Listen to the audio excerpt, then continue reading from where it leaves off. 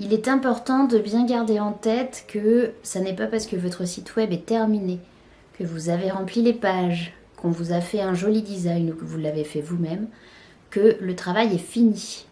Un site web, c'est vraiment comme vos réseaux sociaux, c'est un outil qui doit être alimenté en permanence.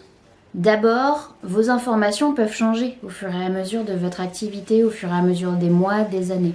Donc il est important de le réactualiser, de réactualiser l'endroit où vous travaillez, l'endroit où vous recevez vos clients, les différents services ou produits que vous proposez.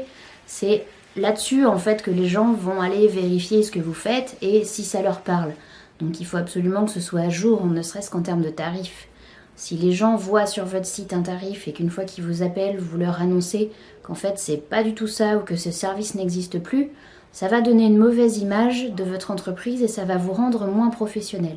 Ensuite, quand vous faites notamment un site sur la plateforme WordPress, il est très important de le maintenir à jour régulièrement.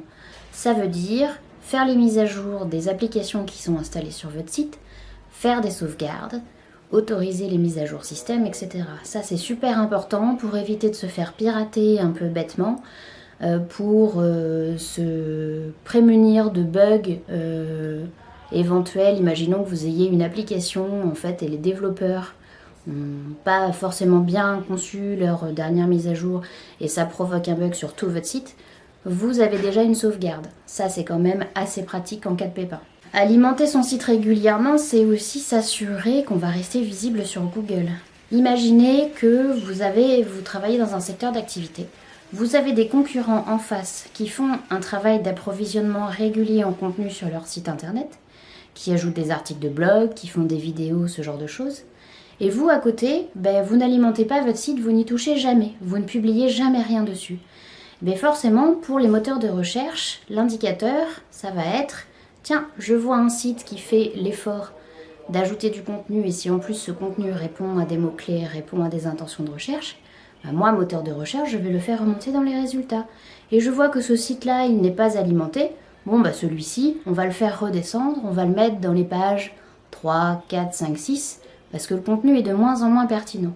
Donc il est vraiment important de faire l'effort de rédiger et d'ajouter du nouveau contenu régulièrement. Maintenir votre site à jour, c'est aussi s'assurer qu'il n'y a pas trop de bugs dessus, voire pas du tout, c'est idéal. Les bugs, ça peut être quoi? Des boutons qui ne fonctionnent plus? Vous avez bidouillé votre site ou vous avez ajouté une nouvelle page ou changé le titre d'une page.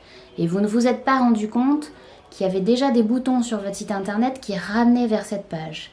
En changeant le titre, le lien s'est peut-être brisé. Peut-être que tous vos boutons qui ramenaient vers cette page ne fonctionnent plus. Ça, pour l'expérience utilisateur et pour les moteurs de recherche, c'est une catastrophe, surtout quand on veut travailler un peu son référencement. Donc il faut absolument vérifier à chaque fois que vous faites une modification que vos liens sur vos différentes pages sont toujours fonctionnels. Ensuite, mettre son site à jour, ça peut être aussi s'adapter aux nouvelles tendances.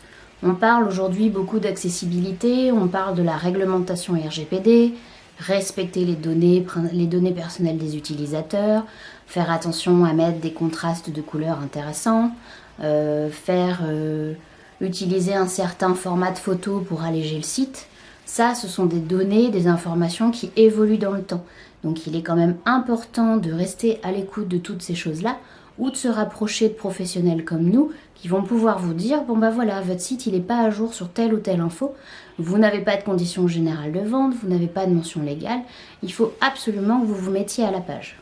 Bon, dernier point et pas des moindres, j'en ai déjà un petit peu parlé au début, mais pensez à sauvegarder votre site par pitié.